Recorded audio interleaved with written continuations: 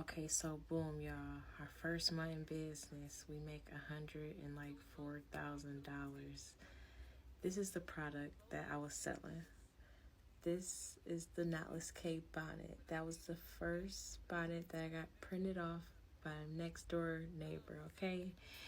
I shot some content, had some friends do some videos. I already did a ton of braids. So I got the viral video that I needed. I created it on TikTok, and and I was selling all of those colors.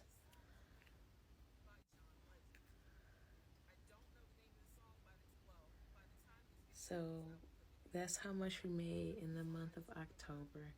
We were busy packaging orders, just orders galore, y'all. I'm thinking life is about to be great. Like, you don't have to work all day long anymore. We about to live it up, have fun. Here are the audiences that I had wrote down and that I had saved and used for my first campaigns that made me that money. Here are the numbers. These were screenshots later on once I was so excited. So, y'all, at that point, here's the video of my client, what she sent me before I created. And this was one of the advertisement videos that I made. So that was the product that really, really took off. But before that product, we had about 3 stores. So at that point, we got business rolling. Everything's good. He's the happiest guy that I ever seen him. I'm happy. I'm just like, orders galore, okay? Hire my family, delete that. But orders, it was just no stopping. It was just coming in. But early on, I should have realized that, like, one day we were taking our orders to the post office, and he was basically like in the car sitting there, and I had actually gave him a payment. I think I paid him about $5,000, and he was just like, damn, like, out of everybody that I showed this information to, taught or preached about everything, no one believed me, like you did. But I can't believe, like, you, like, my girlfriend was the person to do this, like, do all this e-commerce stuff that I knew that was capable of doing. That should have been a red flag. I'm thinking that he was just like, damn, like, we did something. But realistically, he was just jealous and mad that whole time. So, y'all, November rolling in and everybody at home. So I think that's really why the bonnets did really well, because it's still COVID. So, November, it's, Black Friday coming up. So I'm getting orders galore. My family, I got my sister, my brother, my mom, everybody helping us.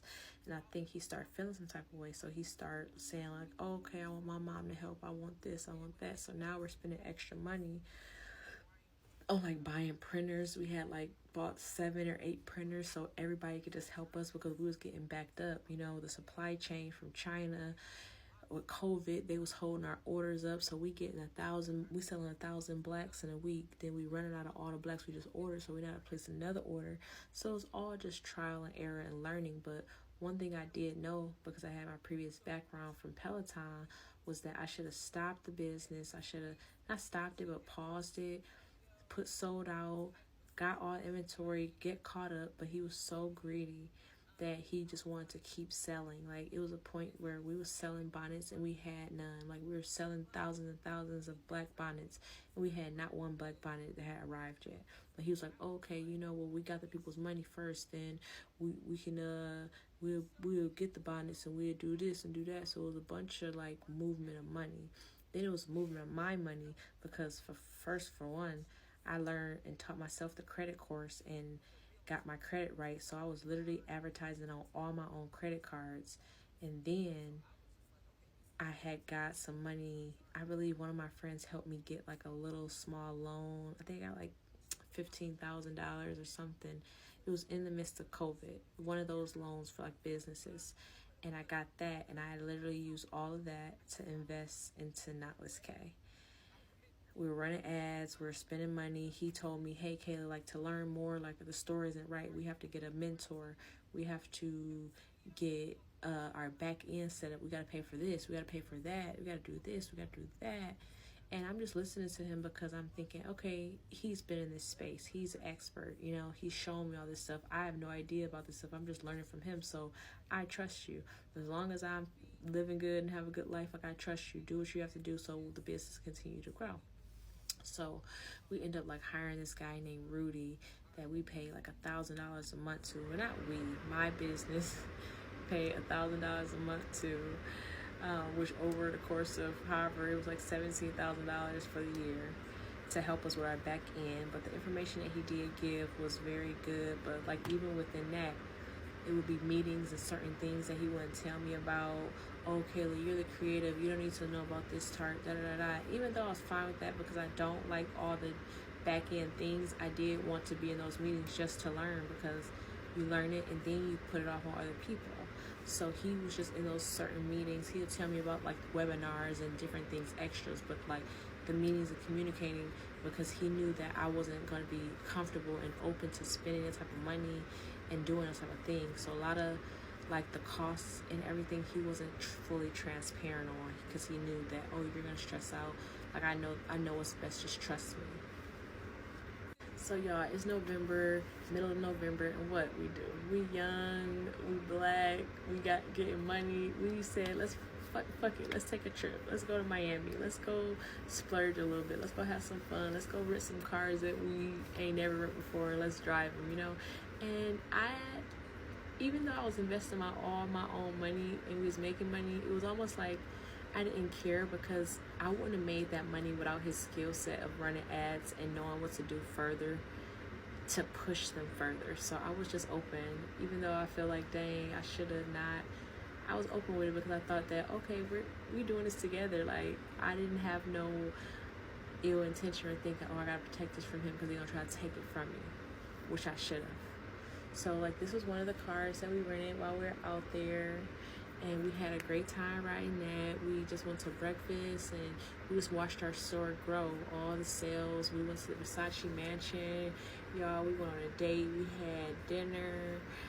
Actually that night I ended up getting drunk. I think he got drunk. We got into it beforehand and I don't remember why we got into it. I don't really remember the argument or what happened, but I remember being mad. Like, I remember, here's a picture of my face, like, upset at dinner, and I was like, try not to look, see that I'm gonna show you this later. And yeah, the next day we were fine. We shot content. We went to go visit his cousin. His cousin was really cool.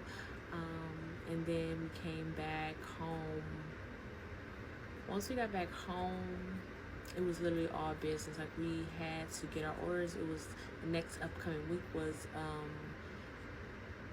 Black Friday, and it was a really, really big day. This was my first Black Friday in e-commerce, so I had no idea how crazy it was about to be. He was running ads, scaling them at the highest of high. I don't even know the numbers, but we made like, I think we made a good amount, probably like $30,000 on Black Friday. Okay, so while we were continuing to scale our ads and we were literally just living life, we had not much to do. I mean, I think the first thing we went when we bought something, like I think he wanted to buy like some bongs, and we bought like 2 bongs. We would go out to eat. We would just live life, work out together, chill together, go to networking events, or I would go hang out with my friends. I would go do hair because I was still doing hair even though my store was scaling. I'm like, this is cash that I can leave at home and keep here.